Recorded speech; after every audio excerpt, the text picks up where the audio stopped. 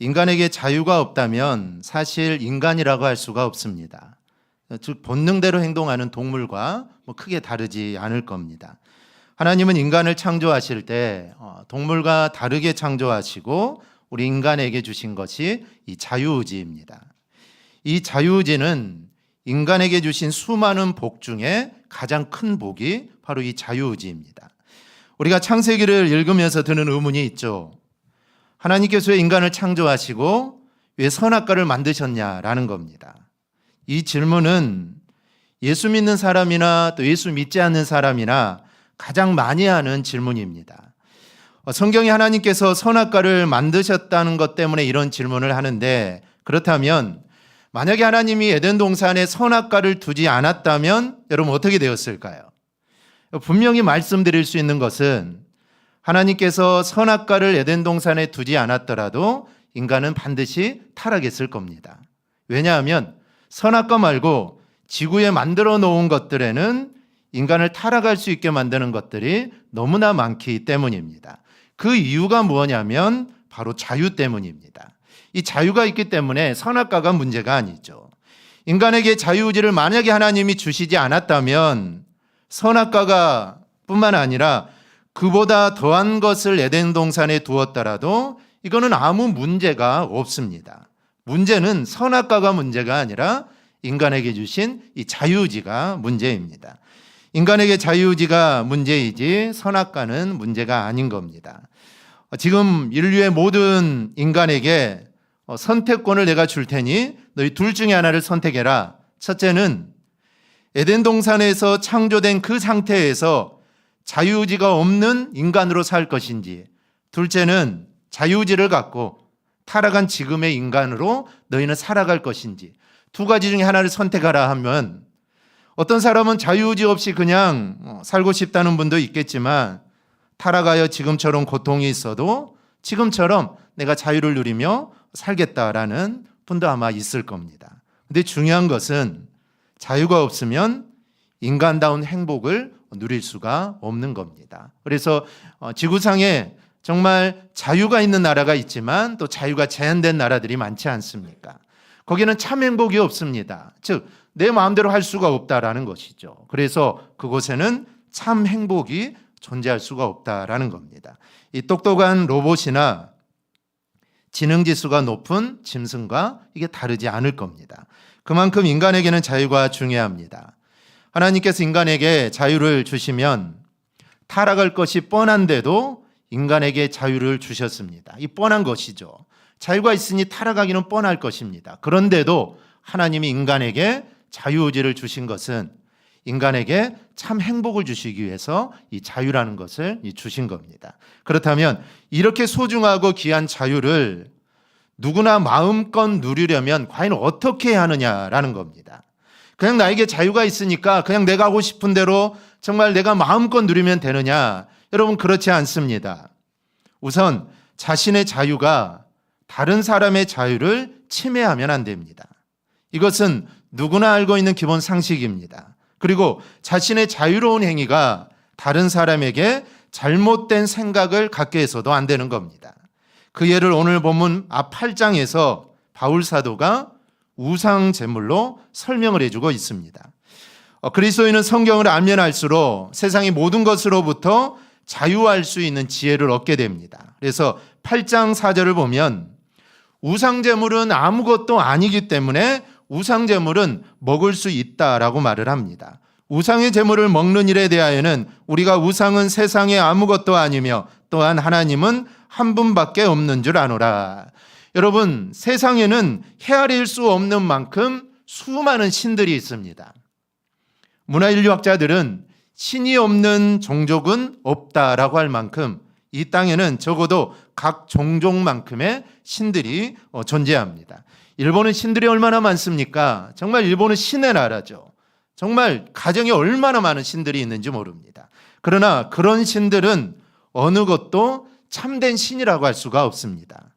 우상은 아무것도 아니라는 것이죠. 이 말은 우상은 단 하나도 없다라는 것입니다. 세상에는 오직 한 분 창조주 하나님만이 계시고 그 외에 신이라고 지칭하는 모든 것들은 정작은 아무것도 아니다라는 것입니다. 그러니 그 앞에 차려놓고 제사한 음식 역시 이 먹어도 된다는 것입니다. 아무것도 아닌 곳에 차려놓은 음식, 그게 뭐가 문제가 되겠습니까? 먹어도 된다라는 것이죠. 그 음식도 하나님이 창조자 하나님께서 지으신 것이고 하나님께서 키우신 것이기 때문입니다. 그래서 그리스도인이라면 제사 음식 먹어도 되는 겁니다. 하지만 이러한 자유를 행하기 위해서는 제사 음식을 먹는 것을 보고 혹시 믿음이 부족하고 연약한 그리스도인들이 실족하고 있는지 없는지를 살펴야 한다라는 것이죠. 그것을 먹는 것은 내 자유입니다. 그렇다고 마음대로 할 수는 없는 것이죠. 거기에 대한 책임 또한 우리에게 있다라는 것이죠. 제사 음식을 먹으면 안 된다라고 생각하는 믿음이 연약한 성도들이 있을 겁니다. 그렇다면 차라리 안 먹는 게 좋다고 생각하여 사도 바울은 나는 평생 동안 영원토록 제사 음식을 나는 먹지 않겠다라고 이렇게 말을 합니다. 8장 13절입니다. 그러므로 만일 음식이 내 형제를 실족하게 한다면 나는 영원히 고기를 먹지 아니하여 내 형제를 실족하지 않게 하리라. 사도 바울에게 중요한 것은 이 음식, 이거는 아무것도 아니기 때문에 이것을 먹는 것 자신의 자유이지 않습니까? 그런데 자신의 자유보다 더 중요한 것은 형제의 믿음이라는 것입니다. 내 믿음, 내 믿음대로 아니면 내 자유대로 할 수 있지만 그것보다 더 중요한 것은 형제의 믿음. 형제가 어떤 믿음으로 믿음을 갖게 되고 내 모습을 보고 어떤 생각을 갖게 되느냐. 사도 바울에게는 이것이 더 중요했다라는 것이죠. 그래서 바울은 9절에서 그런즉 너희의 자유가 믿음이 약한 자들에게 걸려 넘어지게 하는 것이 되지 않도록 조심하라라고 합니다. 자유를 행하기 전에 먼저 책임질 수 있는 자세를 가지라라는 겁니다. 알고 있는 지식으로 인하여 자유롭게 여러분은 행동할 수 있으려면 먼저 사랑이 전제되어야 합니다. 이것은 일반사에서도 설명할 수 있습니다. 부모가 어린 자녀를 위해서 져주는 것이나 남성이 여성을 위해서 양보하는 것, 그리고 숙련된 선임이 미숙한 신입을 위해서 배려해 주는 일들이 그렇습니다. 이런 것은 자신을 위해서라면 타인에게 양보나 배려를 할 필요가 없습니다. 남자가 자신을 위해서라면 여성에게 양보할 필요 없죠. 나만을 위해서라면 할 필요가 없습니다. 자신의 자유의사에 따라 자신의 권리를 사용하면 되는 겁니다. 따라서 이것은 사랑의 마음이 있을 때만 이게 가능하다라는 겁니다. 기독교인들도 마찬가지일 수 있습니다. 우리 그리스도인들은 모든 면에서 자유화할 수 있는 특권이 있습니다. 주님이 우리에게 자유를 주셨기 때문입니다. 그러나 그 자유는 사랑이라는 규칙 아래서 경험되는 겁니다. 즉 사도 바울이 말하는 것처럼 자신의 권리를 행하지 않고 약한 자의 약점을 담당하며 돌보는 것입니다. 예수님께서 그런 규칙을 이렇게 말씀하십니다. 내 마음을 다하고 목숨을 다하고 뜻을 다하여 주 너의 하나님을 사랑하라. 내 이웃을 내 자신같이 사랑하라. 이것이 바로 자유를 소유한 그리스도인들이 사랑으로 행하는 규칙입니다. 이 같은 자유와 책임을 바울의 고백적인 삶에서도 볼 수 있습니다. 본문 앞 8장 13절입니다. 그러므로 만일 음식이 내 형제를 실족하게 한다면 나는 영원히 고기를 먹지 아니하여 내 형제를 실족하지 않게 하리라. 바울 사도의 이런 자세는 하나님의 사랑을 입은 자의 바른 자세입니다. 그렇다면 우리는 나의 자유함을 어떻게 사용하고 있느냐라는 것이죠. 사도 바울이 고기를 먹는 거 이게 자유이지 않습니까? 고기는 제사 음식과는 좀 다를 수 있습니다. 약간 다른 의미죠. 그래서 고기는 그냥 먹어도 되는 것입니다. 그런데 그 당시와 지금은 좀 다르죠. 그 당시 고기는 거의 대부분 우상에게 제사를 드리고 그 고기들이 시장으로 나오게 됩니다. 그래서 시장에서 파는 고기들 대부분은 그렇지 않은 고기들도 있겠죠. 대부분 우상에게 바쳐졌다가 나오는 제물들이죠. 그렇기 때문에 혹시 연약한 성도들이 그 모습을 보고 저 고기는 분명히 우상에게 바쳐진 고기인데 저것을 사도 바울이 먹는구나, 믿음의 사람이 먹는구나, 혹시 실족할 수 있다라는 것이죠. 그래서 사도 바울은 고기조차도 나는 평생 동안 먹지 않겠다라는 그런 고백입니다.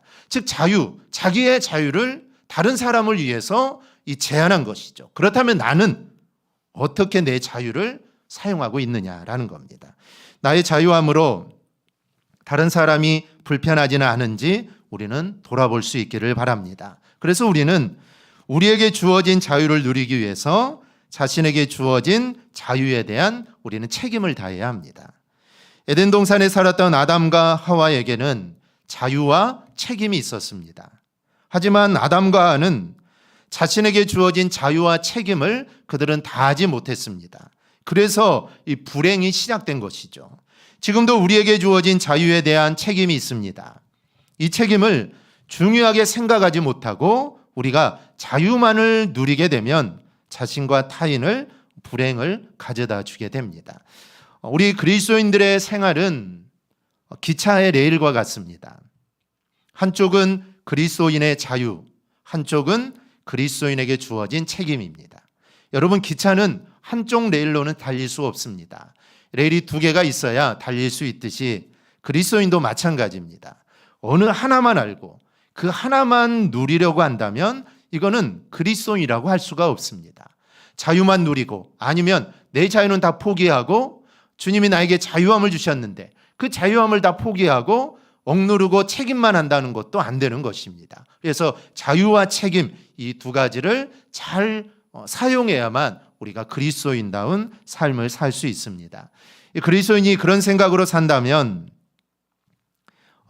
세상에 악영향을 끼치게 됩니다. 그래서 그리스도인이라면 오히려 그리스도인의 사회에 대한 책임을 생각하며 자신이 누릴 자유를 다 누리지 않아야 하는 겁니다. 그럴 때 연약한 사람들을 세워주고 사회의 본이 되는 모습이 됩니다. 그러면 여러분 궁극적으로는 어떻게 될까요? 오늘 말씀에도 나와 있지만 하나님의 영광을 돌리는 삶을 살게 되는 것입니다. 이것을 바울 사도는 우상 제물을 먹는 것과 그것을 포기하는 것으로 그리스도의 자유와 책임을 이 두 가지 관점으로 생각을 합니다. 먼저는 자기의 유익을 구하지 않고 남에게 유익을 주는 자세입니다. 나의 자유로운 행동이 남에게 거치는 돌이 되어서는 안 됩니다. 나의 자유로운 행동이 판단이나 비방의 대상이 되어서도 안 된다는 겁니다. 기독교인의 자유 행사는 늘 사랑에 근거해야 합니다. 그럴 때 친절하고 비이기적이고 온순하며 화를 내지 않고 다른 사람에게 사려 깊게 행동을 하게 됩니다. 이런 마음을 가지려면 자신의 권리를 포기할 수 알아야 합니다. 이것을 바울 사도는 자신의 권리를 다 쓰지 않았다라는 표현을 합니다. 9장 18절입니다. 우리 한음성으로 함께 보겠습니다. 그런즉 내 상이 무엇이냐? 내가 복음을 전할 때 값없이 전하고 복음으로 말미암아 내게 있는 권리를 다 쓰지 아니하는 이것이로다. 아멘. 바울 사도는 복음을 전하면서 자신이 쓸 수 있는 권리를 다 행할 수 있지만 자신은 그 권리를 다 쓰지 않았다라는 겁니다. 다 쓰다라는 말은 남용하다는 말이 아니라 쓸 수 있는 권리를 남김없이 다 사용한다는 의미인데 바울은 그렇게 하지 않았다는 겁니다. 그 이유를 19절에서 이야기합니다. 내가 모든 사람에게서 자유로우나 스스로 모든 사람에게 종이 된 것은 더 많은 사람을 얻고자 함이라. 이 사도 바울이 자신에게 있는 자유를 포기한 것은 그리스도인의 자유를 포기한 것은 더 많은 사람들을 그리스도인으로 만들기 위해서 자신의 자유를 포기했다라는 것입니다. 바울은 모든 사람에게 자유하였다고 합니다. 사도 바울은 로마의 시민권자였고 히브리인 중에 히브리인입니다. 자신을 억압할 사람이 없습니다. 그런데 바울은 자신의 권리를 포기합니다. 감옥에 갇힐 때도 내가 로마인이라고 말하지 않죠. 로마 시민권이라고 말하지 않습니다. 그 자리에서 말했다면 당장 풀려났겠죠. 하지만 사도 바울은 그 권리를 포기합니다. 그런데 그 권리를 포기함으로 결국에는 더 많은 그리스도인들을 얻게 되었다는 것이죠. 즉 사도 바울은 그런 고난을 포기하고 매를 맞고 감옥에 갇히고 정말 피가 나고 수많은 고난을 당하지만 그런 과정을 통해 결국에는 예수를 믿는 사람들이 늘어날 것을 알았기 때문에 그 권리를 스스로 그는 포기한 것입니다. 그리고 스스로 자신은 종이 되었다라고 말을 합니다. 자유인이지만 그는 오히려 모든 사람의 종이 된 것입니다. 종이 되었다는 것은 완전히 자기 포기입니다. 종은 자기 것이 없죠. 가족도 자기 것이 아닙니다. 자녀도 자기 것이 아니죠. 주인의 것입니다. 종은 자기 것이 하나도 없습니다. 자기 몸도 자기 것이 아니죠. 그런데 사도 바울은 자기는 종이라는 것이죠. 즉 내 모든 것을 다 포기한다는 겁니다. 그런데 그 이유가 다른 사람들을 그리스도인으로 만들기 위해서 내 모든 것들을 나는 포기한다라는 것이죠. 여러분, 우리 중에는 이 전도를 하고 싶어도 쉽게 되지 않는다고 고민하는 성도들이 있습니다. 그래서 전도는 전도의 은사를 받은 사람만이 전도를 잘할 수 있다. 옛날에 진돗개 전도도 있었죠. 진돗개는 한 번 물면 안 놓습니다. 그래서 한 번 내가 저 사람을 전도해야겠다 생각하면은 이 한 번 물면 안 놓는다는 것이죠. 그 사람이 예수 믿을 때까지 10년이고 20년이고 계속 한다는 겁니다. 그러면 언젠가 예수 믿겠죠. 그래서 한 번 물면 놓지 않는다. 여러 가지 전도법이 많이 있습니다. 그런데 전도를 쉽게 하는 비결이 있습니다. 비결을 잘 몰라서 전도를 잘 못하는 것이지 전도의 비결이 있습니다. 그 비결이 뭐냐면 비결은 이웃을 섬기는 자가 되는 것입니다. 여러분, 이웃을 섬기면 전도가 됩니다. 우리 주님께서 어떻게 수많은 사람들을 자기 사람으로 만드셨을까요? 다른 데 있지 않습니다. 종의 자세로 섬기고 사랑함으로써 허다한 사람들을 자신의 사람으로 만든 것입니다. 바울도 이와 같은 그리스도의 자세를 지녔던 겁니다. 그러므로 전도를 잘하고자 하는 성도는 그리스도와 바울처럼 섬기는 자세, 희생적인 자세를 지니고 있어야 합니다. 그래서 내가 이 사람을 꼭 전도해야겠다. 기도만 해서는 안 됩니다. 기도만 해서는 절대 안 되죠. 내가 저 사람을 꼭 전도해야겠다면 그 사람을 잘 섬겨야 합니다. 맛있는 것도 사주고 맛있는 거 생기면 나눠주기도 하고 가끔 하지 말고 자주 해야 합니다. 자주 찾아가고 자주 만나고 섬겨주면 그 사람은 감동을 받을 수밖에 없습니다. 그래서 전도를 하는 것은 이웃을 섬기는 자세를 가지고 그 이웃을 섬기면은 이거는 전도가 되는 것입니다. 주님 말씀하기를 내가 진실로 너희에게 이르노니 한 알이 미리 땅에 떨어져 죽지 아니하면 한 알 그대로 있고 죽으면 많은 열매를 맺느니라. 여러분, 희생 없이 섬기는 마음 없이 결코 전도는 할 수 없습니다. 거만한 사람은 결코 사람을 얻지 못합니다. 군림하려는 사람도 사람들의 마음을 절대로 열 수 없습니다. 상대로부터 무엇인가를 받으려는 사람도 사람을 얻지 못합니다. 여러분, 우리 주변에 전도를 잘하는 사람 한번 살펴보십시오. 어떤 사람인가? 대부분 겸손하게 이웃을 잘 섬기는 분들입니다. 우리가 이웃의 영혼을 그리스도께 인도하려면 이웃이 우리에게서 예수 그리스도의 모습을 발견할 수 있도록 해주어야 합니다. 그래야만 그 영혼이 변화된다라는 것이죠. 그러면 나는 어떻습니까? 여러분들은 지금 이웃을 섬기는 자로 여러분 생활하고 있습니까? 아니면 혹 섬김 받는 자로 여러분들이 생활하고 있습니까? 우리 모두 그리스도와 바울처럼 이웃을 섬기는 성도들이 될 수 있기를 바랍니다. 그러면 전도의 문이 활짝 열리게 될 줄 믿습니다. 또 하나는 무엇을 하든지 하나님의 영광을 구하는 자세입니다. 신앙의 지식에 따라 자유로운 행위를 할 때는 그 동기가 중요합니다. 그러나 많은 사람들의 헌신의 동기들은 상황이나 사람들에 대한 반응이 그 이유가 될 때가 있습니다. 그러나 그리스도인은 항상 하나님의 영광이 최고의 이유이자 동기여야 합니다. 문제는 우리가 얼마만큼 하나님을 아느냐에 있습니다. 하나님을 아는 사람들은 큰 힘을 가지고 있습니다.